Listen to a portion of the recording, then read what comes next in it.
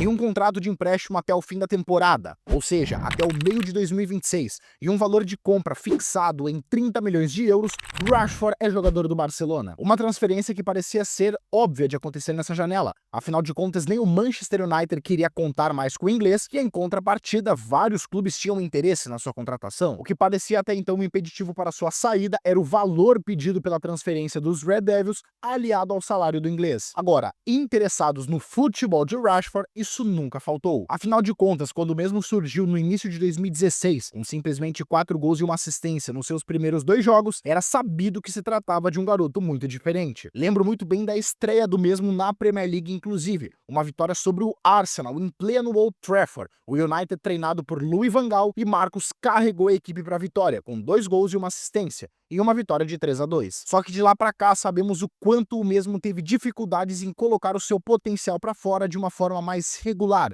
Consistência. E o torcedor Red Devil pode ficar chateado com Rashford nesses últimos tempos, devido ao seu rendimento e por ser uma figura importante do clube, que acaba consequentemente ficando marcado pelos fracassos recentes. Mas é inegável que o mesmo é um jogador de nível. Talento ali tem. O que faltou de fato pro Rashford foi conseguir colocar esse futebol para fora por mais tempo. E essa sempre foi, infelizmente, a sua marca negativa. São 6 meses espetaculares, onde ele é o cara do time muitas vezes, e 6 meses ridículos, que fazem ele ir até pro banco de reservas. A temporada 2021 do inglês, por exemplo, foi muito positiva. Foram 21 gols e 12 assistências jogando como um meia aberto pela esquerda, no United de Solskjaer. Já na seguinte, 21-22, foram 32 jogos e míseros 5 gols e 2 assistências. Mas em compensação, na temporada seguinte, 22-23, ele fez possivelmente o melhor ano da sua carreira, com 30 gols e 9 assistências, sendo fundamental para a equipe se classificar para a Champions e vencer a Carabao Cup. Ou seja, por mais talentoso que seja, nunca foi um jogador seguro, dos mais confiáveis. E a gente pode elencar vários pontos do porquê o Rashford nunca conseguiu ser o jogador que imaginávamos, mas eu coloco principalmente 2 aspectos.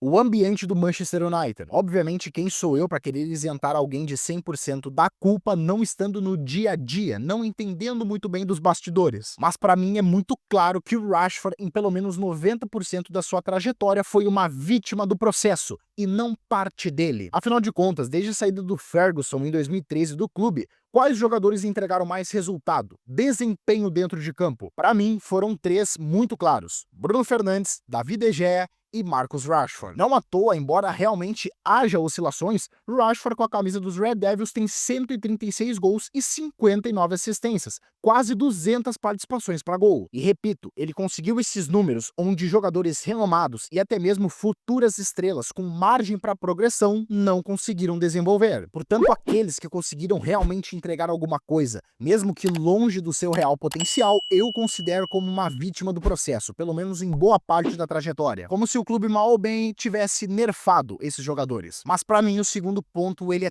tão importante quanto o primeiro, talvez até mais, e aí me refiro a uma questão técnica. Ao meu ver, o Rashford sempre foi um jogador mal interpretado, pois no grosso da sua passagem, Rashford sempre jogou como um ponta, um meia aberto pelo lado esquerdo, função que ele já fazia na base, embora tenha subido da base para o profissional como centroavante. Mas os seus parceiros de ataque, quanto características, nunca foram encaixes técnicos interessantes para o inglês, pois o melhor indicador de desempenho do Rashford é o drible curto de fora para dentro buscando a finalização, sendo um extrema de conclusão e não exatamente de construção. Rashford sempre foi o atleta para jogar o mais próximo do gol possível, buscando a finalização no último terço ou o último passe. Afinal, ele tem um número bem relevante de assistências. Mas quase sempre durante a sua trajetória em Old Trafford, ele teve que se adaptar às ideias do treinador, muitas vezes montando um time reativo que buscava servir o camisa 9. Eu, por exemplo, não tenho dúvidas do quanto Weghorst, por mais limitado que fosse, ajudou muito o Rashford ter jogado a bola que jogou em 22-23, pois o holandês dá para dizer que fazia o trabalho sujo, além de descer da referência abrindo espaço para Marcus. E esse é justamente um dos motivos pelo qual eu queria muito ver a dupla Zirkzee e Rashford, pois o jovem holandês não é e nunca foi um centroavante dos mais goleadores, aquele cara que vai te entregar 15, 20 gols na liga. Mas como eu sempre ressalto, ele joga muita bola. E se estamos falando de um centroavante que não é dos mais goleadores, mas que influencia muito mais na construção,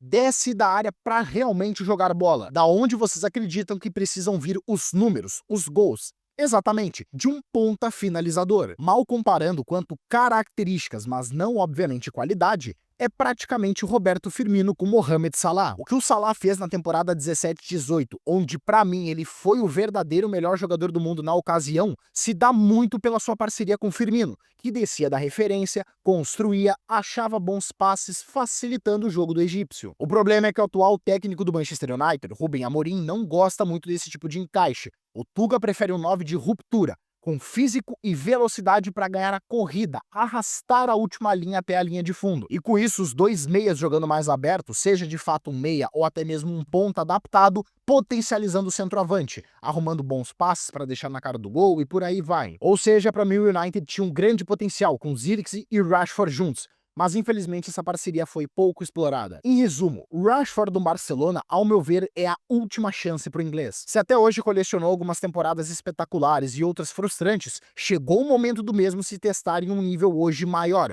uma das 5 melhores equipes do mundo. E inicialmente creio que ele seja muito mais uma peça para ajudar no elenco e não exatamente no time. Algo que faltou pro Barcelona na última temporada. Na boa, o Rashford hoje ele é talentoso e com certa experiência, mas não dá pra colocar ele entre os 10 melhores pontas do mundo. E ainda assim, tenho certeza que Hans Flick está dando graças a Deus pela sua chegada, pois é simplesmente sem cabimento o seu time chegar na semifinal da Liga dos Campeões e o técnico olhar pro banco e ter como opções ofensivas Ansu Fati, Paul Victor e mais um bando de adolescentes subdesenvolvidos de 17 e 18 anos. O inglês chega sim para brigar por vaga, principalmente na ponta esquerda, e pensando em encaixe técnico, ele pode muito bem ajudar o alemão. Seja aberto pela esquerda, abrindo corredor para o ala Baldé, seja na direita, embora não seja o melhor corredor, a preferência do inglês, mas vira e mexe para o Yamal acabar descansando, ou até mesmo sendo uma opção como 9, um cara de mais mobilidade. Rashford teve praticamente 10 anos de Manchester United, alternando entre excelentes, bons, médios, maus e ridículos momentos. Teve um empréstimo ok pelo Aston Villa,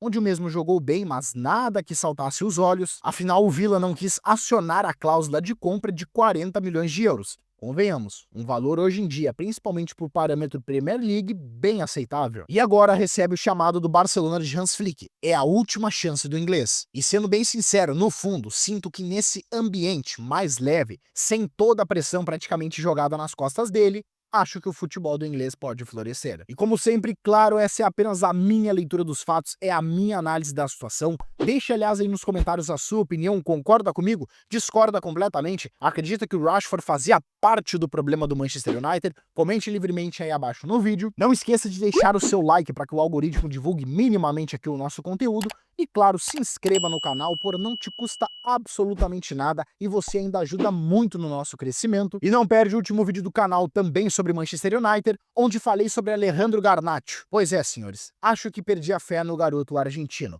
Quer entender o porquê? Então clica na capa aqui ao lado. Muito obrigado pela atenção, pela audiência e até o próximo vídeo.